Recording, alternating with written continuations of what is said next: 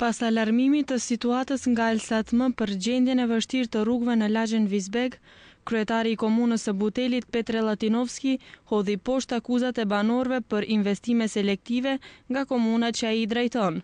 Latinovski tha se ka takuar banorët e Vizbekut dhe se shumë shpejt do të përgatitet projekt për ndërtimin e rrugëve për çka ankoheshin qytetarët.